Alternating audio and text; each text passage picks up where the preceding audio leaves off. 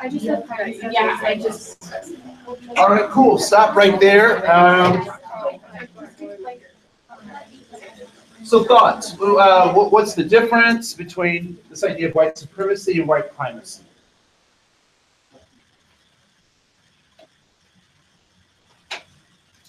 Yes. White supremacy is based on fear, where white primacy is like, I think they should be the only. All right. So they should be the only one. Okay, what else? Yes.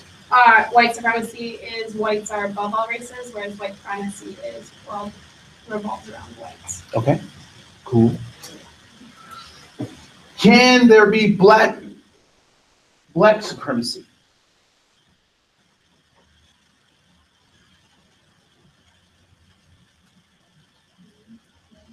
Yeah, where black people think that they are. Can there be Asian supremacy? Yes, I would suggest that there can be. The difference between the two, and I know I've kind of glanced over this, and I'm glad people really picked up on it. The difference between these two really is that white supremacy, or this idea of supremacy, is an overcompensation for what?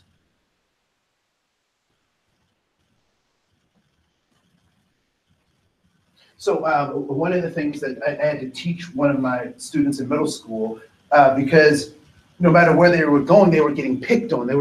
Bullies would find them. But do you know why bullies would find them? Because they would do odd things that would get them picked on. So I had to teach them what those odd things were, right? And one of the things that they wanted, most of all, is that they wanted to be friends. They wanted to have friends. They wanted to have friends so much that they would go up to people, hey, will you be my friend? Oh my God, will you be my, oh my God, will you be my friend? Will you be my, they did all this stuff. What were they doing? They were overcompensating, right? And so when they were overcompensating, what did the bullies say? No, I don't want to be your friend. You're weird. You're asking everybody to be your friend. So the thing they were trying to get actually was causing them to feel the way that they didn't want to feel. Does that make sense at all? Overcompensation. So when people have to demonstrate that they are superior, it is an overcompensation of what? Feeling inferior. So at the root of white supremacy is white inferiority.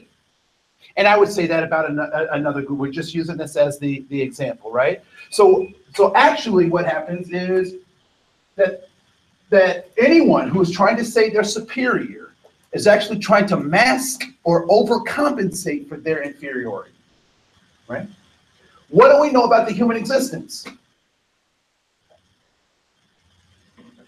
Are we inferior? Yes, we are inferior. No, in the sense that we don't live forever, right? Going up against a lion, who's going to win? Me and a lion. The lion's going to win, right? I'm inferior. When people say that whatever situation it is you're in, I'm going to make it okay. Can they really make it okay? Not necessarily, right? So our arms are only so big, we can only do so much. So part of our problem as human beings is we don't like to succumb to our inferiority. I am the captain of my soul, the master of my fate. Invictus, I can conquer anything. I will stand on the mast of the world and demand, right? That's how human beings like to act. The truth is what? The only thing we can run is our mouths, right? Man plans and God laughs, right? No, we're inferior. So we're constantly, one of our biggest problems is we overcompensate for our inferiority. We don't like to feel inferior. So the interesting thing about white primacy is that it is really centered in this ethnocentric way of being or ethnocentric way of seeing the world. We know that ethnicity is being from a place. And so white primacy is this very thing that my place in the world is the center. And so I judge all things by that. And we also know that being a part of an imperial empire or the offshoot of an imperial empire being that of Great Britain has left us with lots of residue. One of those things is colorism, gender bias, racism. Those all kind of come out of this kind of colonial imperialistic stuff that we're still kind of dealing with, right? Because the U.S. was a colony of England, right? As well as the French and the Portuguese and Spain, right? So depending on what part of the United States we're really talking about, but all of those European kind of influences had this kind of imperialistic stuff. But we'll talk about that at another time. So so ethnicity is really talking about a place where people are from, right? So connecting. So when people say I'm Norwegian, that's their ethnicity. When people say I'm Bangladeshi, they're talking about being from a particular place and having a particular culture, right? When folks say I'm Hmong, that is their ethnicity. That's where they come from. And Hmong is a little interesting because there are places. So the Hmong people didn't come from a place; they were a regional people, right? And so the map was drawn on the Hmong people. The Hmong people did not necessarily live in particular regions, much like Native Americans here in the United States, right? So state lines were drawn around where those people already were. So there's that. So ethnocentric. So being that my ethnicity is the center, right? So ethnocentric. My ethnicity is the center. So when we talk about this idea of whiteness, so people oftentimes have questions about, well, if white people or the white systems are so bad, why do black people still have, and I'm still talking about black and white because this is a metaphor that we'll use particularly when we talk about this education gap, right? So why do black people still have these kinds of problems, like black on black crime? Has anyone ever heard of that phenomenon called black on black crime? So when people say that, what do they mean? Or what do you think what's being suggested by that?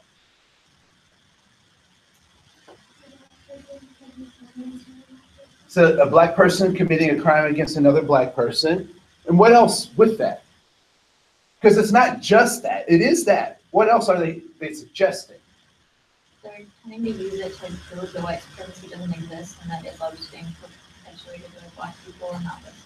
Right? So they're typically trying to say that systems aren't doing these things, that the black people themselves are, and that white supremacy or white primacy isn't even a part of the conversation because they're doing it to themselves. Right? What's problematic with that line of thinking? And specifically, they try to attach this idea of black on black crime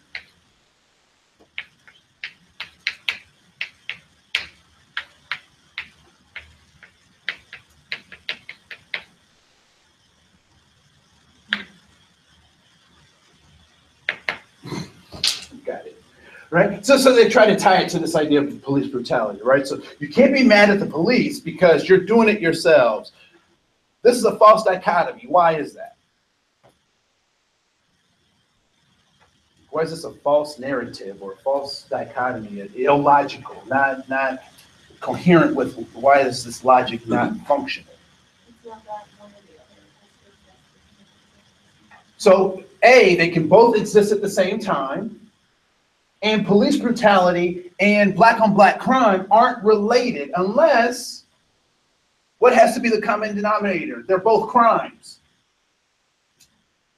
So if they're both crimes, then we have a common denominator between these two things, and then therefore we can even have this argument. The other thing is that police officers and those people committing black on black crime, what's the difference?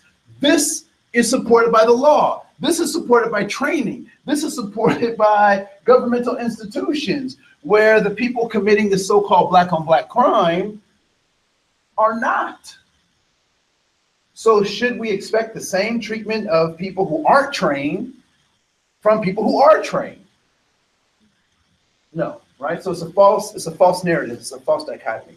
Here's the other thing that we have to recognize about the so-called black on black crime. And we're still talking about mental models, but I want to take this next leap into some, how do we as people who are working with human beings engage this, right? So, and I'm not sure, maybe I can erase this, because we'll come back to the video in just a second. So we have a Petri dish A and Petri dish B. And so,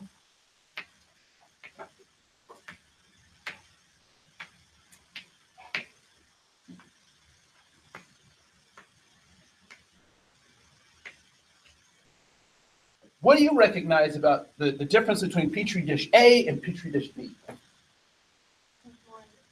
There's more in A, right? There's more in A. And so, given the same space, all things considered, right? So all things considered, we know that all metaphors have they can only go so far, and they don't necessarily spell out every possibility. But I want you to think about this in terms of this black on black crime. So what is suggested, given the space and given the number of entities in Petri dish A, what hypothesis could you come up with in terms of interactions in A versus B? Which will have more interactions? A. All things considered, whatever's introduced in A will have more interactions than what is introduced in B. Why is that? What's that? Because they're closer together. So there's proximity. So proximity is an important thing. What else? There's less space, right? So space becomes an issue. And then the sheer number, right? So the sheer number, so the space, the proximity to one another, blah, blah, blah, blah, blah. If we're talking about black on black crime, and these are two black communities, which of these black communities will have more interaction? A. So when we talk about this idea, when people try to use this thing on black crime, what really are they, what do they not know that they're suggesting? Or what is the rationale? Or what does this example demonstrate to us?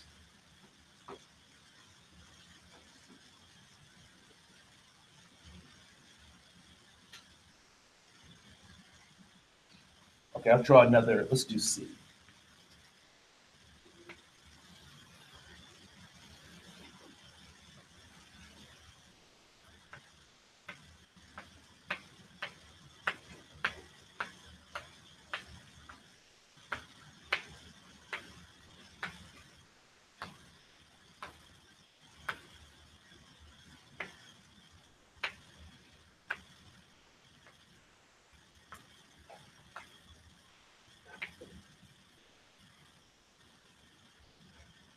How does this explain so-called black and white crime?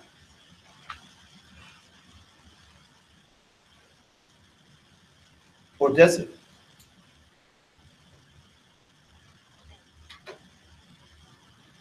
Where are the dots going to have the most interaction?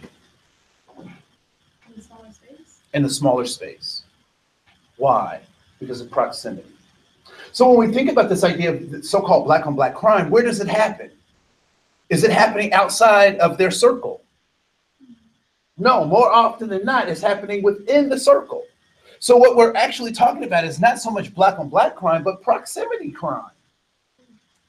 Criminals typically commit the most crime places that are close, right? More often than not, criminals are not driving across town to another neighborhood, breaking into that neighborhood and then coming home. Yes, ma'am. Oh, I thought you had your hand up. Okay, cool. Right? So black on black crime actually is a misnomer and is really about proximity crime. Right? It's about proximity crime. Now, the other thing about that and how that links to this idea of white primacy is that do white people commit crime against other white people? Yes. And what do we call that? Crime. We just call it crime, right? That there's no color label on that. We don't call it white on white crime, blah, blah, blah. Why is that? Why is when white people commit crime against other white people, we just call it crime? But when other folks do it, we have a label for it. What's that? Sorry. No, That just makes me think, like, so don't we label it always, like, you never hear another race or color supremacy. It's Right. only here. Right. Like, so that's kind of like, I don't know, incomplete. It is this. It is the same thing, actually, right? Because what is happening? James Baldwin said it best. When anyone familiar with James Baldwin, please just go on YouTube, look up some of his stuff. This dude was off the chain. One of the things he said about Martin Luther King is that, and maybe I'll try to find the video and send it to you in an email. But one of the things he said about Dr. Martin Luther King was, he said, this is such a dear man. He really wants this thing to work. And I hope that it does, right? This nonviolent thing. And then they asked him about Malcolm X. And he said, what he said about Malcolm X, and this is Malcolm X before he goes to Mecca and has this religious experience and sees things for himself, when he is Malcolm X. He said Malcolm X is very interesting because what he has done is he's using the tools that the other side is using to create hysteria to motivate people. And so one of the things that early in Malcolm X's career he talked about was black supremacy. Right? That black people were actually the supreme people and that white people were inferior. But what do we know about that rhetoric? What's that? In some cases, it makes the problem worse, but it also reinforces all that hysteria. So it doesn't matter. So we may introduce this guy, a guy by the name of Paulo Freire. So Paulo Freire said this one thing, and I'll just drop this, that in an oppressive system, what are the relationships in an oppressive system? There's two relationships. The oppressor and the oppressed.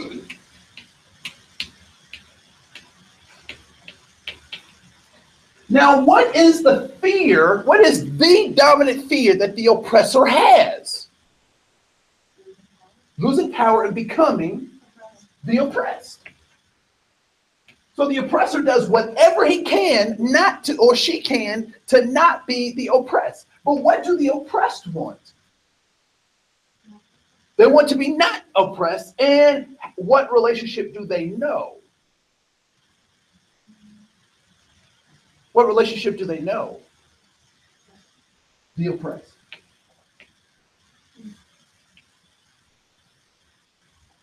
Doesn't matter what those stars are on the belly of the sneetches.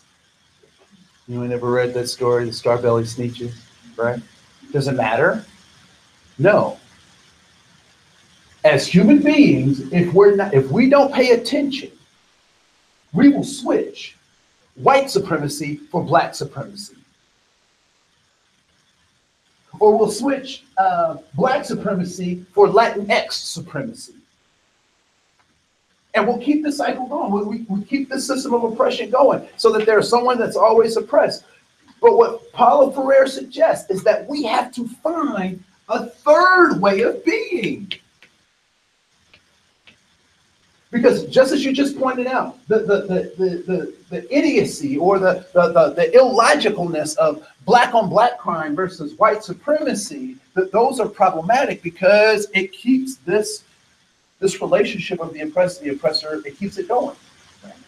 So we have to find a third way. And what is that third way? I would say that the third way is relational. I would also say that that third way comes with integration, a bridging of so-called differences so that we can all have access in our communities. And it allows us to create this idea of this locus of control. And we respond to the Pygmalion effect as a result, right? So are people familiar with the Pygmalion effect? So the Pygmalion effect, basically, or the Rosenthal effect, is simply that people rise and fall to expectations. If you expect them to do good, they will do good. If you expect them to do poorly, they will do poorly because they rise and fall to expectation. I don't know about you, but I had crazy teen logic at one point. And my mother, I remember my brother and I talking, my mother would accuse us of things, whether they were things we did or didn't do, she would accuse us of things. And when there were things that we didn't do, we felt insulted by her thing and by her accusation. And my brother would say this was his logic. Well, if we're gonna get in trouble for doing it because mom thought we did it, then we may as well do it, right? That was his, I don't know if anybody knows a teen that's had that kind of logic, right? If we're gonna get in trouble, we may as well just do it. And that was his logic. He was rising and falling to my mother's expectations of our behaviors. And I'll give a couple of video examples of that in just a second. And then ultimately, we want to look at this locus of control. And locus of control simply means what?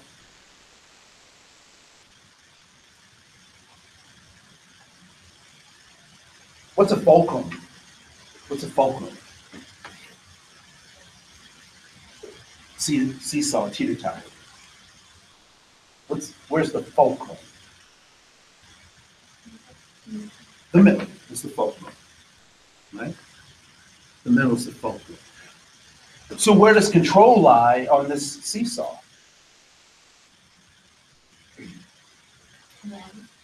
So it could be on the ends.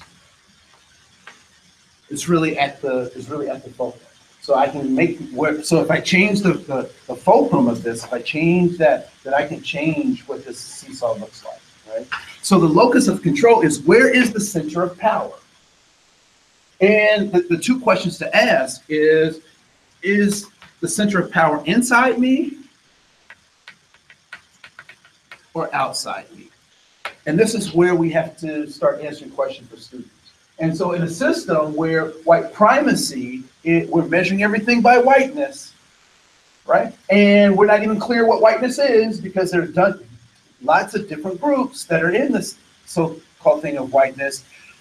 So do I get to define that, or is that defined outside of me, right? So this fulcrum, this control, all right? So let me pull down this.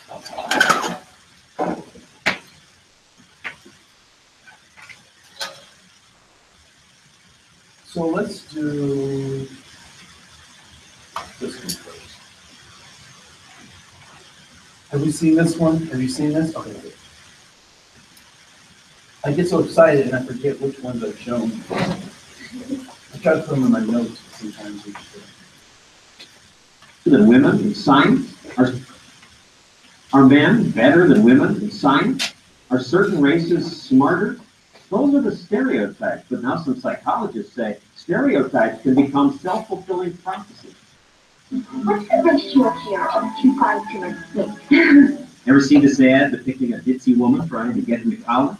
What are your plans for the future? But when are the homecoming queen elections? One study showed that women who watched ads like this before taking a math test scored 38% lower than women who didn't see the ad. The Kaplan Education and Test Prep Company helped us run similar tests. And sure enough, our unscientific test, the women who saw the sexist commercials did worse. Some later told us they found those results hard to believe. It's so powerful that just watching the dumb ad to make a difference. No. I don't think so. The women in your group did work. The only way for it to work is that you have to internalize it. I guess you don't know what's really affecting you, which is creepy in and of itself. The stereotype effect has been found in study after study, says NYU psychology professor Joshua Aronson. We found that just reminding the women that they were college students at a selected college overcame the gender gap. Remind them that they're women, the gap widens. You tell Asians that, remember, Asians do well in math, Yes. their scores go up. Yes. Then what does the stereotype that blacks test poorly do to a black person who's about to take a test? The situation of taking an IQ test for a black kid is so loaded that it's not a direct measure of their intelligence. He found he could change blacks' test scores simply by saying different things before the test. Tell people taking a test that this isn't a test at all, it's a puzzle. The black student scores jump dramatically. Mindset matters. That was also found in golf experiments demonstrated here, done by Jeff Stone, University of Arizona. The test is designed to measure personal factors correlated with natural athletic ability. First, black and white students are told a miniature golf game tests athletic ability. Natural athletic ability, natural athletic ability. After hearing that, blacks perform better. Blacks, after all, have heard plenty about blacks being natural athletes. I'm confident in my ability, so when I heard it was tested out, I was like, okay, well, I know I'm gonna score somewhere in the high range to see how I go. But when students were told the golf game is a test of intelligence, The test is designed to measure personal factors correlated with sports intelligence. his study found the black scores were 18% worse. Some of his research showing that stereotypes can become self-fulfilling prophecies was inspired by Jane Elliott's surprising experiment. It might be interesting to judge people today by the color of their eyes. Would you like to try this? Almost 40 years ago, this Iowa schoolteacher decided she'd show the kids what it was like to live with discrimination. So she divided her classes by eye color. ABC happened to be there to film one of her tests. I mean, the blue-eyed people are the better people in this room. Oh, yes, they are. This is a fact. Blue-eyed people are better than brown-eyed people. She had the so-called inferior brown-eyed group wear these identifying collars. She told them they were lazy and slow. They had shorter recess. Brown-eyed people are not to play with the blue-eyed people on the playground. The kids' behavior soon changed. Brown-eyed kids were miserable. The next day, she reversed the role. Yesterday, I told you that brown-eyed people aren't as good as blue-eyed people. That wasn't true. The truth is that brown-eyed people are better than blue-eyed people. Then she gave them a flashcard test. Are the times correct? After the brown-eyed kids had been labeled inferior, it took them 5 minutes to finish the flashcard. But the next day, when they were the superior group, they finished in half the time. I had no idea that you could change a child's academic performance. It never occurred to me that that would really work. On the day the kids were on the top, their academic performance was better than they had ever been before in my classroom. You went faster than I ever had anyone go through that. When you're told you're superior, you rack up to that. But the children she treated as inferior that day did much worse. I set them up to fail and they failed. 4 minutes and 18 seconds. I know it wasn't. How long did it take you yesterday? The inferior group of kids seemed deeply affected by the day's test. I said, you want to take these collars off? And she said, it wouldn't make any difference. And I said, why? What do you mean? She said, you'll still have these eyes. Honey, it isn't my fault you're stupid. Today, Elliot does this exercise with older students, again discriminating against half the class based on eye color. Would you like me to go get my favorite pencil? I wouldn't like you in any way, shape, or form. They know it's just an exercise, but being treated as inferior still has a powerful effect. Persecuted parents are standing out. Persecuted parents are standing out. The only change that ever happened is people stand out and I stand myself. The good news, researchers say, is that if students and teachers are just aware of the stereotype effect, they're on their way to overcoming at least part of it. And if they aren't aware, you let it happen. And you take that in, and it will become part of your psyche. You don't have to take it in. It's just time to kill the stereotypes. Does the color of eyes that you have make any difference in the kind of person you are?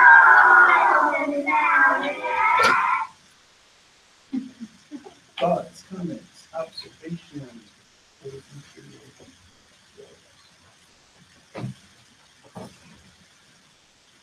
Thoughts?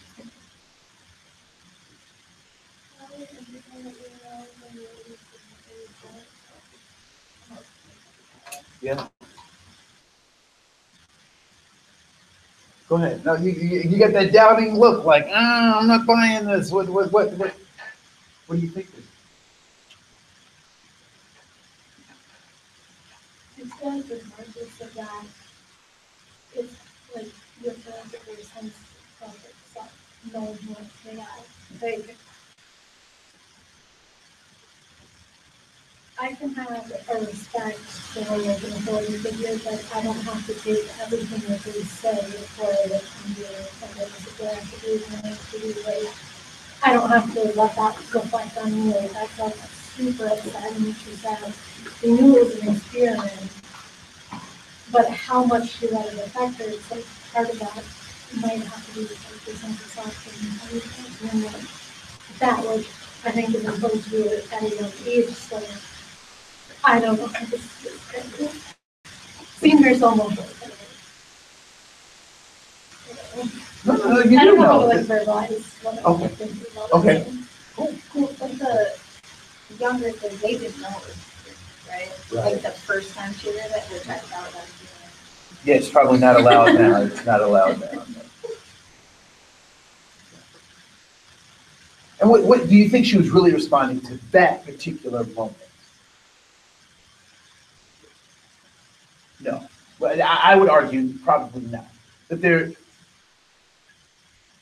because when you see that level of intensity, it's not just about that thing, but there was something that triggered a bunch of other stuff for her, right? So she's like feeling this, not heard, all of this kind of stuff. Right? How are these two concepts related to what we saw in the video? Are they related?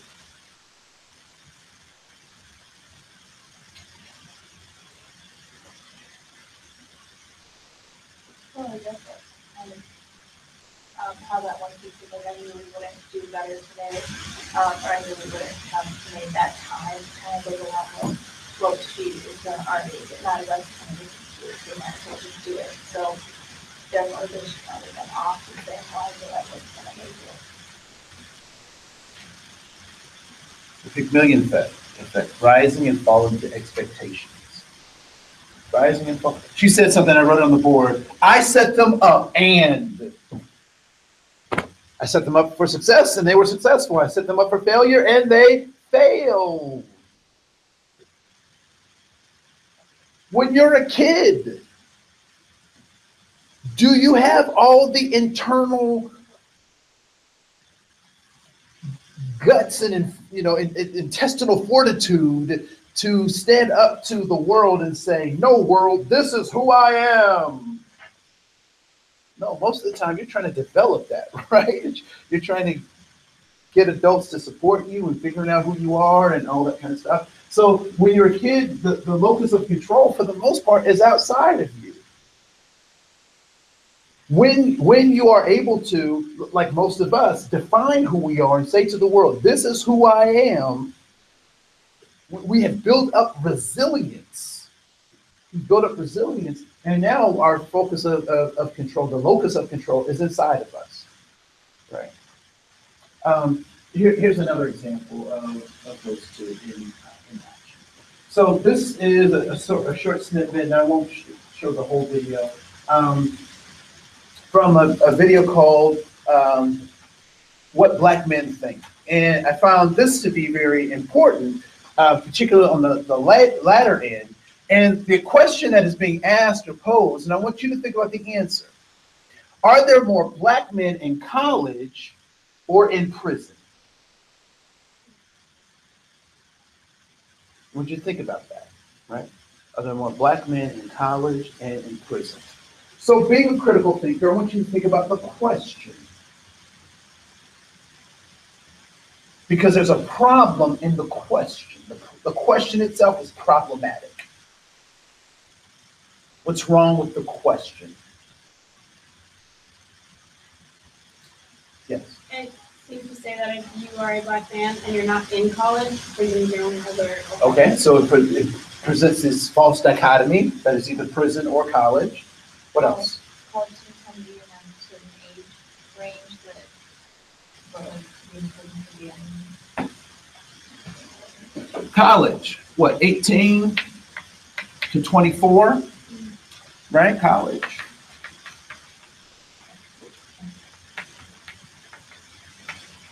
Prison or jail could be 13 to 99 plus, right? Is this a scientific comparison? No, it's not even a scientific comparison. So the default answer is going to be this because of sheer numbers, but the population that we're dealing with isn't the same, right? So we'll watch this just for a second.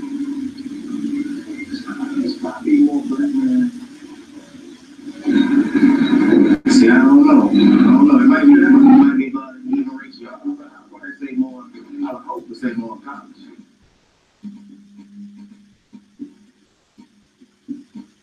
First and foremost, in order to even deal with the myth that there are more black men in prison than in college, we have to even, go and the first thing we have to do is understand where the numbers came from, the agenda, and what it was designed to do. You're right. When you do research, there's an axiom that says that you figure out what it is you want to say, and then you go do research to make it say what you want to say. Right? Which ain't research, it's called BS. So we want to take a look at the truth. Are there more black men in jail or more black men in college? The way we're going to do this is through the poor man's plasma display on the Board of Education. This question in this session was a game gambit on the black community. What you need to ask yourself is, what is the typical age range of a college person in the age range of someone in jail? College, most people fall between the age of 18 and 24. Jail is anywhere from 15 to 55. So you can see that this is truly an apples to oranges comparison. But to be fair to all the people we asked the question of, just look at the sheer numbers regardless of age.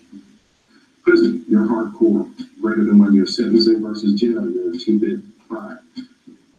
Prison had 547,200 people. Jail had 254,795 for a grand total of 801,995 incarcerated, as reported by the Bureau of Justice and Statistics. College was 864,000, as reported by the Department of Education. So for the year 2005, there were truly more black men in college than there were in jail. So I'm going to stop right there. Our time is up. But what I want you to ask yourself, why is that not a narrative that's talked about in popular music, right? Why are those images of more black men in college than in jail not a part of that narrative? And I think we'll go back to some of these things around what those narratives don't do to support the narrative that needs to be adopted for us to continue in the same similar system. All right, I'll see you guys on Friday. Thanks.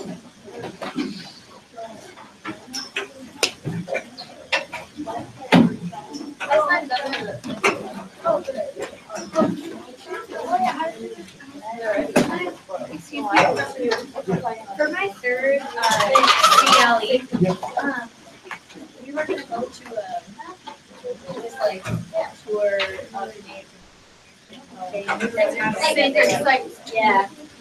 that doesn't happen until that was the day before we go to church. Yeah. Saturday. So it's on Saturday. Yeah. So then is it okay and if we wait until next year? Yep, just wait a minute. One question.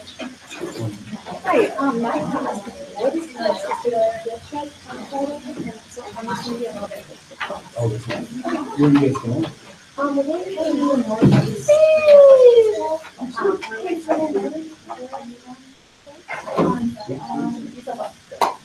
Friday, or no, you're not going. What are you trying to go? You're not going, right? Or to what? Yeah, I'm going on Friday. Oh, okay, so is it, are we like all? Just going on Friday. Like, how are we doing this? Driving. I want to go for the whole day. So But I'm gonna come here and pick up people, and then we're gonna go, and then we're gonna stay there all day. What time is this first? Well, I think it's like 10 or something. We are skipping the first I'm one. not going at 7. Well, but then I was thinking that then if we need to, because we have that like 4:30, something like that. I might just skip that out.